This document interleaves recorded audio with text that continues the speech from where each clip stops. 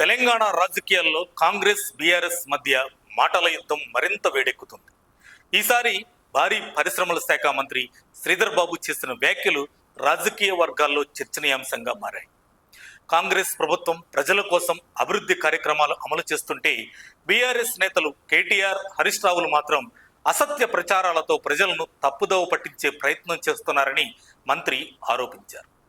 ముఖ్యమంత్రి రేవంత్ రెడ్డి హైదరాబాద్ అభివృద్ధి, చెరువుల పరిరక్షణ, ప్రభుత్వ భూముల రక్షణ కోసం కఠిన నిర్ణయాలు తీసుకుంటుంటే వాటిని అడ్డుకునేందుకు కొందరు రాజకీయ విమర్శలు చేస్తున్నారని అన్నారు.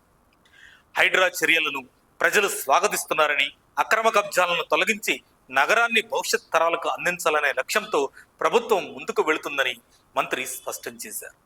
గతంలో బీఆర్ఎస్ హయాంలో పారదర్శకత లోపించిందని, ఇప్పుడు కాంగ్రెస్ ప్రభుత్వం వ్యవస్థలను ప్రక్షాళన చేస్తుందని చెప్పారు. టీఎస్పీఎస్సీ వ్యవహారం నుంచి ఫోన్ ట్యాపింగ్ వరకు అనేక వివాదాలు గత ప్రభుత్వ హయాంలోనే జరిగాయని గుర్తు చేసిన మంత్రి శ్రీధర్ బాబు, కాంగ్రెస్ అధికారంలోకి వచ్చిన తర్వాత ఉద్యోగ నియామకాల్లో పారదర్శకత పెరిగిందన్నారు. గ్రూప్స్ పరీక్షలను సక్రమంగా నిర్వహించి నిరుద్యోగ యువతకు న్యాయం చేస్తున్నామని తెలిపారు. రైతుల సంక్షేమం విషయంలో కూడా కాంగ్రెస్ ప్రభుత్వం కట్టుబడి ఉందని, రైతు భరోసా, ఉచిత విద్యుత్ వంటి పథకాలు కొనసాగుతున్నాయని చెప్పారు. దేశంలో ఏ రాష్ట్రం చేయని విధంగా లక్షల టన్నుల ధాన్యాన్ని కొనుగోలు చేసి రైతుల ఖాతాల్లో నేరుగా డబ్బులు జమ చేశామని వివరించారు. అంతేకాదు, సింగరేణి సంస్థకు జరిగిన నష్టాలపై కూడా మంత్రి ప్రశ్నలు లేవనెత్తారు. గత ప్రభుత్వ నిర్ణయాల వల్ల వేల కోట్ల రూపాయల నష్టం జరిగిందని ఆరోపించారు.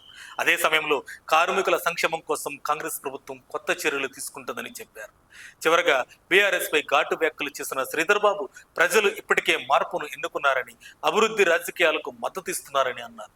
అసత్య ప్రచారాలను ప్రజలు నమ్మరని, ఇదే పరిస్థితి కొనసాగితే భవిష్యత్ ఎన్నికల్లో బీఆర్ఎస్ మరింత బలహీనపడే అవకాశం ఉందని హెచ్చరించారు శ్రీధర్ బాబు.